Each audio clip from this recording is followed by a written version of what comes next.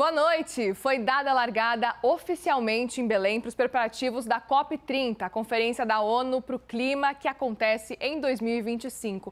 O evento, que contou com os políticos do Pará, como o governador Helder Barbalho do estado, o presidente Lula também marcou presença e discursou. E durante as falas, Lula fez alguns acenos muito importantes, viu? Disse que a escolha da cidade foi um presente depois do estado ficar de fora da Copa do Mundo e ressaltou que não vai medir esforços para ajudar a prefeitura e o governo estadual a se preparar para esse evento. Lula, inclusive, citou melhorias que precisam ser feitas na cidade para receber os convidados. Mas o motivo da viagem de Lula a Belém não se limitou apenas à COP30. O presidente aproveitou a oportunidade para articular as possíveis mudanças nos ministérios, já de olho na iminente saída de Daniela Carneiro do Turismo. Lula conversou por 20 minutos com o deputado do União Brasil, Celso Sabino. As informações com o repórter Pedro Teixeira, que acompanhou esse dia lá em Belém. A agenda no Pará começou em Abaetetuba. Por lá, o presidente Lula entregou 222 unidades do programa Minha Casa Minha Vida. Agora as casas vão ter 41 metros no mínimo e vamos fazer casa também para as pessoas que ganham um salário de classe média, porque as pessoas que ganham mais também têm o direito de ter uma casa para morar.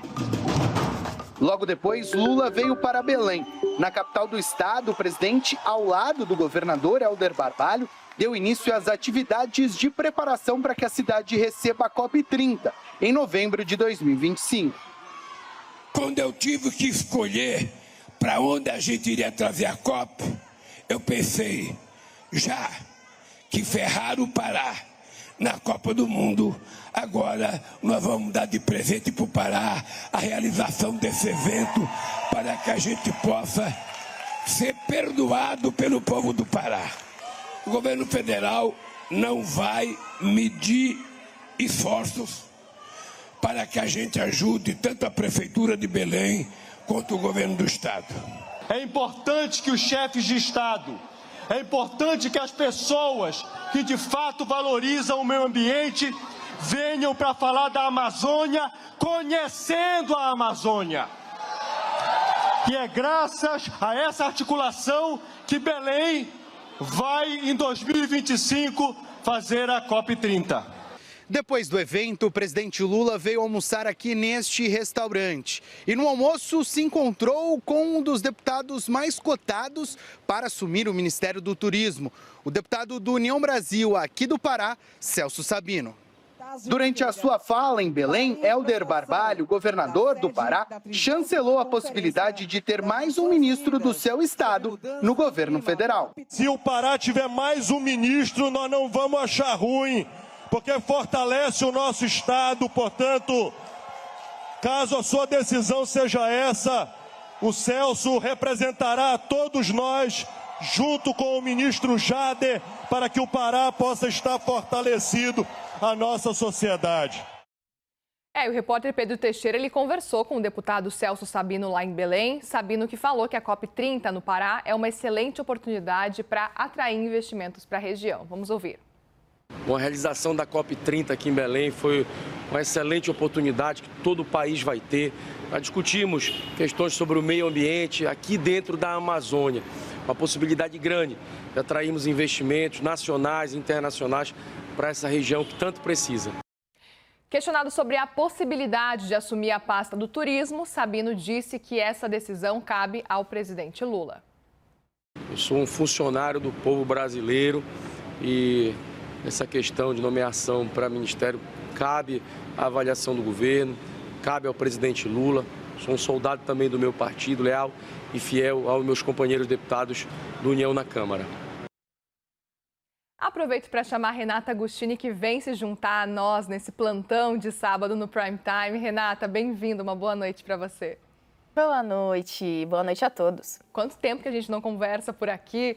Quero te ouvir a sua avaliação, principalmente agora depois desse encontro, essa reunião que aconteceu. Então, uma reunião curta, o Pedro Teixeira falou para a gente, em torno aí de 20 minutos, entre o deputado e o presidente Lula. O que está faltando agora para realmente essa mudança no Ministério do Turismo acontecer de verdade?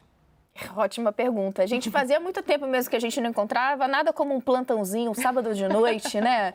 Para aquecer a nossa relação. Exatamente. Gente, isso aí nunca falta, Renata.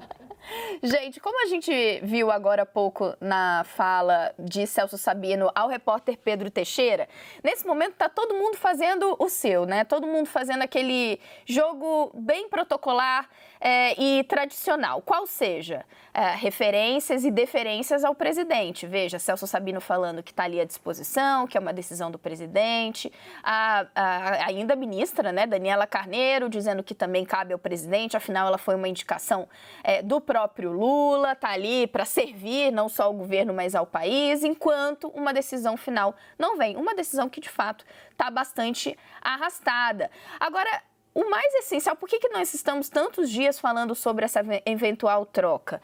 Não que o Ministério do Turismo não seja uma pasta importante para o país, para a política pública, por aí vai. Mas o que está chamando tanta atenção é como o governo Lula e como o Palácio do Planalto vai usar essa pasta para trazer ao menos uma parte do Centrão para perto do governo.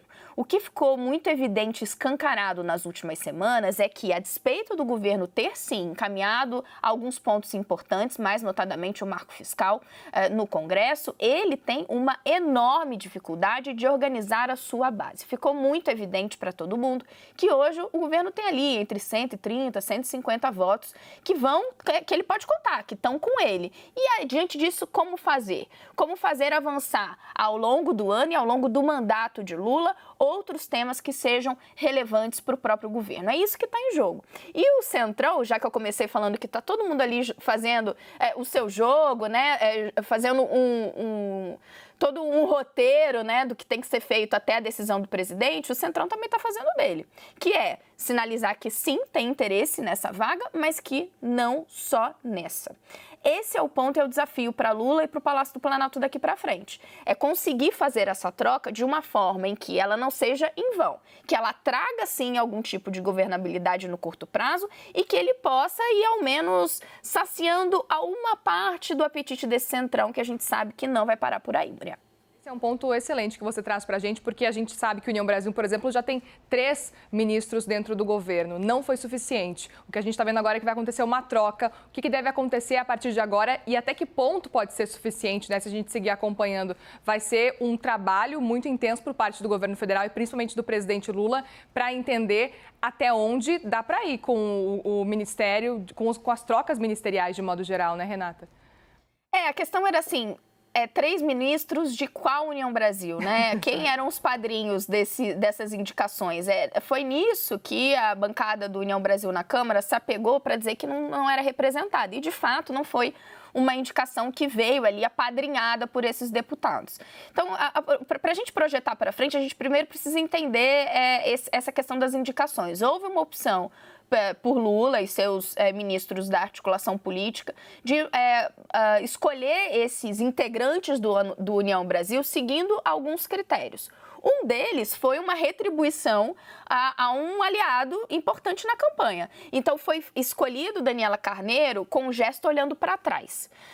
Os outros nomes do União Brasil atenderam outros critérios. Por exemplo, teve uma indicação de Davi Alcolumbre, um aliado importante, mas no Senado. O que a realidade mostrou ao governo? Que era preciso fazer uma troca pensando no futuro. Ainda que isso, eventualmente, acabasse ferindo um aliado tão importante na eleição.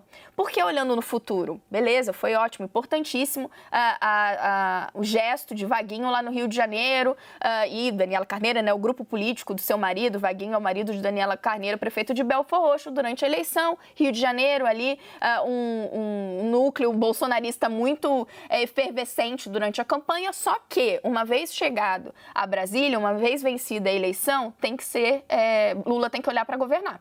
E é diante disso que essas negociações começam a acontecer. Então, parte do União Brasil chega e fala, olha, tá ruim aqui, a gente não se sente representado, e de fato eles não estavam representados. O desafio é, Se eles forem, então, representados, isso vai resultar em mais votos?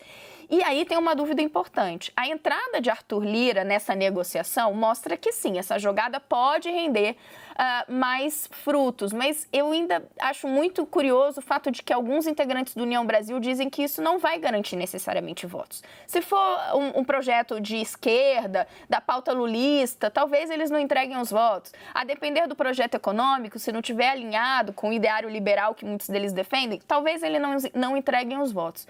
Então, essa costura, ela é bem difícil do Palácio do Planalto de resolver e isso talvez explique toda essa demora para que a coisa aconteça. Vamos seguir acompanhando essa costura aos pouquinhos, então. Obrigada, já eu te chamo de novo.